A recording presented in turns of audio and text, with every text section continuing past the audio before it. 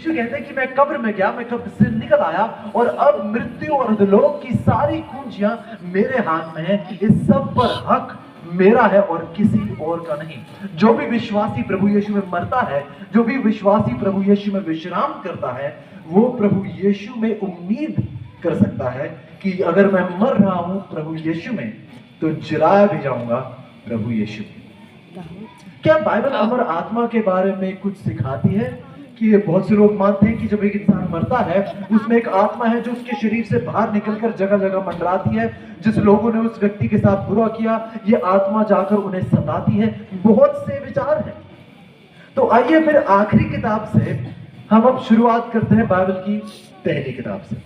उत्पत्ति की किताब में हमारा ध्यान जाता है। ये उपदेश की किताब है और उपदेश की किताब के दूसरे बाब की 7वीं आयत में मैं आपका ध्यान देकर जाना चाहूंगा और चाहूंगा कि बहुत गौर से सुने।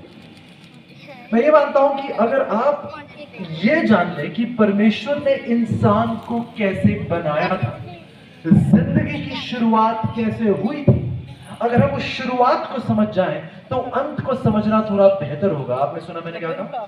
अगर आप जिंदगी की शुरुआत को समझ जाएंगे तो उसका अंत कैसे होता है वो आप और बेहतरी से समझ पाएंगे। आइए साथ पढ़ने की कोशिश करते हैं। बाइबल कहती है, यहोवा परमेश्वर ने आदम को भूमि की मिट्टी से रचा, उसके नथनों में जीवन का श्वास फूंक दिया और आदम क्या बन गया? अब आइए ये आयत आप सब मेरे साथ पढ़ेगा, आपके सामने लिखी हुई है। मेरे साथ सब मिलकर ये आयत पढ़ेगा। बाइबल कहती है, और यहोवा परमेश्वर ने आदम को भूमि की मिट्टी से रचा, उसके नथनों में जीवन का श्वास फूंक दिया और आदम जीवता प्राणी बन गया। गौर से सुनिए, परमेश्वर ने किसको बनाया? आदम को। किस चीज से बनाया? मिट्टी से। पहले उसने मिट्टी ली और मिट्टी में उसने क्या किया? श्वास। मिट्टी के साथ उसने क्या किया? उसने उसके नथनों में क्या किया है? श्वास फूका। सिर्फ श्वास नहीं, जीवन का श्वास फूका।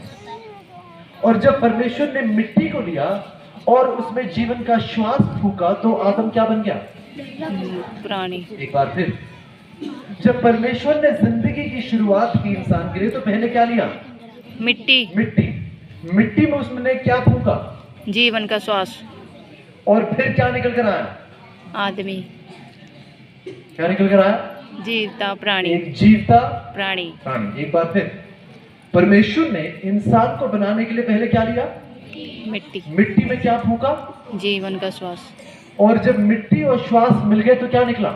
जीवता प्राणी। एक बार फिर, परमेश्वर ने मनुष्य को बनाने के लिए जब आप सब्जी बनाते हैं तो आप टमाटर काटते हैं, प्याज काटते हैं, नमक डालते हैं, सारी चीजें मिलाकर आप उस हांडी में डालते हैं ताकि सब्जी तैयार की जा सके। यहां पर परमेश्वर कहते हैं कि उसने इंसान को कैसे तैयार किया। उसने दो चीजें ली। पहले क्या लिया? मिट्टी। मिट्टी के साथ क्या जोड़ा? जीवन का श्वास। और बाहर निकल कर क्या आया?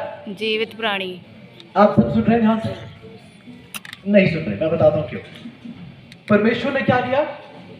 मिट्टी। मिट्टी में क्या फूका? जीवित। और बाहर निकल कर क्या आया? जीवित प्राणी। अगर आप इस बात को जानते हैं तो फिर ये आत्मा कहां से आ गया?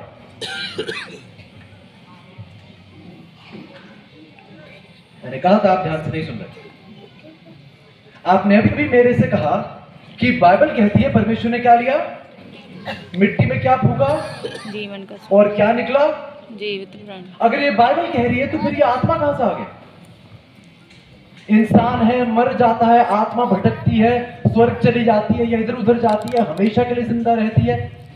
परमेश्वर ने खुद कहा, आपने खुद दोहराया, परमेश्वर ने मिट्टी को लिया, उसमें जीवन का श्वास फूका और बाहर निकल कर क्या आया? जीवित प्राणी। तो फिर ये आत्मा कहां से आ गया? और कहीं ऐसा तो नहीं कि शुरुआती रूप में तो परमेश्वर ने इंसान को ऐसे ही रचा और फिर परमेश्वर ने कहा नहीं, कुछ मजा नहीं आया, इस बार ये आत्मा डाल के देखते हैं, जीवन के श्वास से कुछ मजा नहीं आया, तो शायद बाइबल के बीच में उसने अपना तरीका बदल दिया और फिर इस श्वास को एक तरफ फेंक के उसने क्या डालना शुरू कर दिया? आत्मा। अगर बाइबल कह रही है कि परमेश्वर ने मिट्टी ली, जीवन का श्वास फूका और जीवता प्राणी निकला, तो फिर ये आत्मा की झूठी सीख कौन सिखा रहा है? ये आत्मा है क्या? क्या ये आत्मा अमर है? क्या ये कभी मर सकती है? मेरा सवाल तो ये आत्मा आई कहां से? जब बाइबल कह रही है परमेश्वर ने मिट्टी और जीवन का श्वास लिया और उस प्रकार एक जीवता प्राणी बन गया। तो आइए बात की जाती है कि इंसान जो है उसमें आत्मा है या आत्मा अमर है। ये हिजकिय्याह की 18:4 देखिए क्या कहती है। कहती है देखो सबों के प्राण क्या हो जाएंगे? प्रभु से सबों के प्राण क्या है? मेरे हैं। जैसे पिता का प्राण वैसे ही पुत्र का भी प्राण दोनों किसके हैं? मेरी। इसलिए जो प्राणी पाप करेगा वह क्या हो जाएगा? मर जाएगा। तो जो प्राणी, एक बार फिर, प्राणी कैसे बनता है?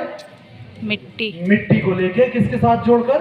जीवन के जीवन के श्वास के साथ जोड़कर क्या ना निकलता है? जीवित और प्राणी। जो ये प्राणी पाप करेगा वो क्या हो जाएगा? मर वो खत्म जाएगा। हो जाएगा। मतलब कि मिट्टी और श्वास का जो मिश्रण है, इससे जो प्राणी बना है, अगर ये प्राणी पाप को गले लगाएगा तो ये प्राणी क्या हो जाएगा? मर जाएगा। क्या बाइबल ने ये कहा जब ये मरेगा इसकी आत्मा भटकेगी? कहीं नहीं। बाइबल ने कहा ये प्राणी क्या हो जाएगा? मर खत्म हो जाएगा।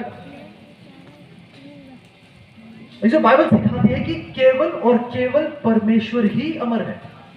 हिंदी में कुछ शब्दों का अगर आप इस्तेमाल करें, नश्वर जो शब्द है, इसका मतलब है कि ये वो चीज है जो मृत्यु के अधीन है, ये मर सकती है। अमर का अर्थ है क्या? ये अविनाशी है, इसका विनाश नहीं किया जाता, ये कभी मर नहीं सकता। सच्चाई है कि बाइबल कभी भी इन दो शब्दों का इस्तेमाल पूरी बाइबल में कहीं नहीं किया गया कि अमर आत्मा या फिर आत्मा की अमरता, इन शब्दों का प्रयोग पूरी बाइबल में कहीं नहीं। एक जगह जरूर अमरता का शब्द प्रयोग किया गया है। शब्द सुनिए किसके लिए इस्तेमाल किया गया। बाइबल कहती है पहले तिमुथियुस